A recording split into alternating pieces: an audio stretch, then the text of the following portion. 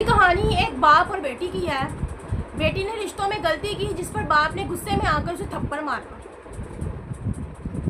लेकिन उसके बाद जो हुआ और वो मोहब्बत और बर्दाश्त की मिसाल बन गया।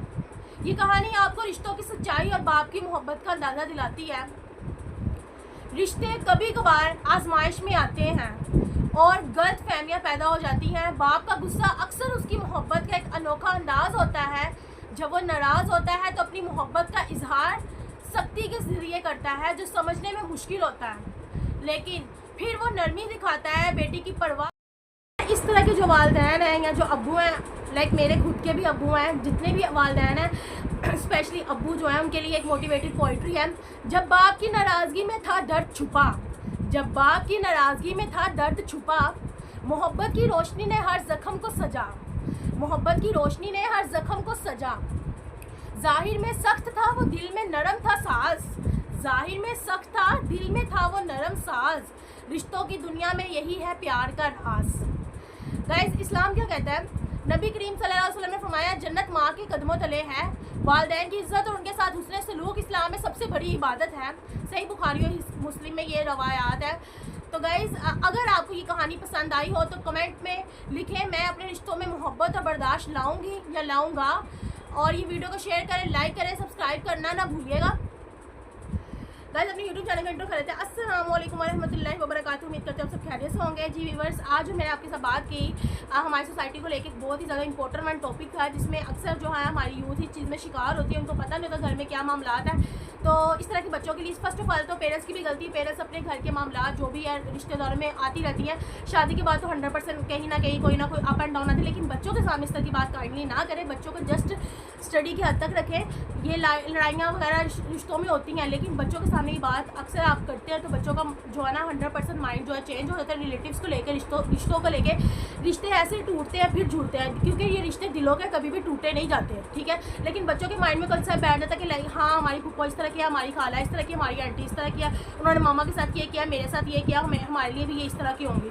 तो काइंडली आप सबसे गुजारिश है कि इस तरह की बातें जो है बच्चों के सामने ना किया जाए। स्पेशली वो बच्चे जो कुछ पढ़ना चाहते हैं, कुछ करके दिखाना चाहते हैं, उनको सिर्फ स्टडी की हद तक रखें। तो गाइस, आपके बारे में जितने भी कॉन्टैक्ट नंबर उन सबके साथ शेयर कीजिए, क्योंकि अच्छी बात सुनना किसी के साथ भी शेयर करना सत्या जारी है। और कमेंट सेक्शन में मुझे बताइएगा कि आपको किस तरह की लगी। तो गाइस, इस तरह से जो है ना उनके पापा को पता चला कि लाइक माँ तो पर्दे डालती थी, लेकिन बाप को जब पता चला कि भाई मेरी बहनों में इस तरह से फसाद हुआ है, या जो भी है रिलेटिव्स में या जो फसाद हुआ है इस बच्ची की वजह से हुआ है। अब वो पहले तो लाइक तसव्वुर नहीं थे करते।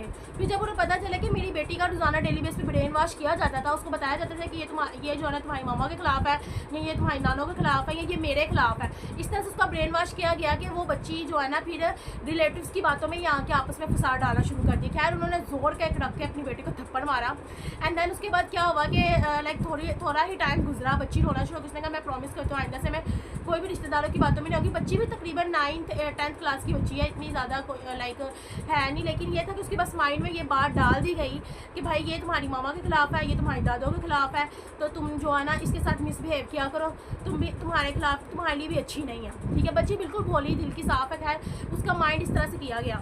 अब जब बाप को पता चला, क्योंकि वो तो जॉब पे जाता था, घर का सरबराह अक्सर जो हमारे अब्बू ही होते हैं, तो उनसे घर की बातें छुपाई जाती हैं। जब उनको एट दी एंड पता चला, जब पूरी स्टोरी में कि ये बात हुई है, इस वजह से उन्होंने अपनी बेटी को जोर से थप्पड़ मारा और ये कहा कि भाई नेक्स्ट टाइम तुम्हारी जो है ना यहाँ पे कोई बात नहीं निकलनी चाहिए, ठीक है। तुमने कोई भरों के कामों में नहीं आना, तुम बस अपनी स्टडी की हद तक रहो, तुमने ये रिश्तेदारों की बातों में नहीं आना।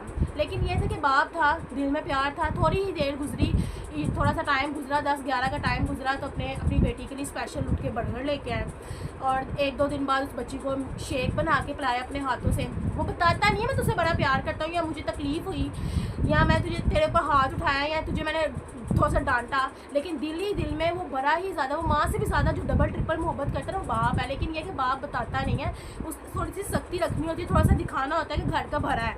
लेकिन ये कि मोहब्बत वो कूट के करता है तो सुबह से लेकर शाम तक आपके लिए जो है ना मेहनत करता है। तो ऐसे बाप के लिए, ठीक है, एक मोटिवेटेड पोइट्री है कि जिसे सब ने ठुकरा दिया, एक लड़की जिसे सब ने ठुकरा दिया, आज वो लाखों कमाती है।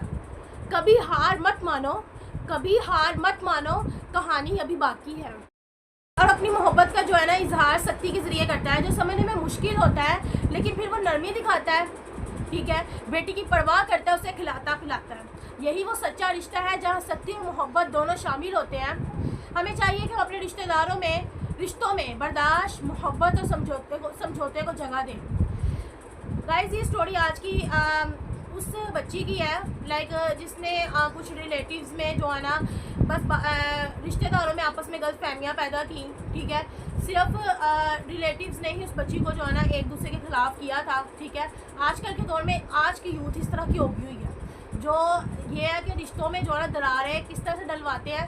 बड़े ही बच्चों को कहते हैं कि तुमने जो है ना उसके लिए ये सोचना है, वो तुम्हारे लिए ये है, ये तुम्हारे मम्मा के साथ इस तरह का, तुम्हारे पापा के साथ इस तरह का। बच्चों के माइंड में कॉन्सेप्ट बैठ जाता है कि हाँ भाई, मेरी जो ये वाली खाला है या ये वाली जो फूफो वो मेरे साथ इस तरह की है। ठीक है, तो खैर आखिरकार बाप को पता चला कि ये सारे मामला जो घर में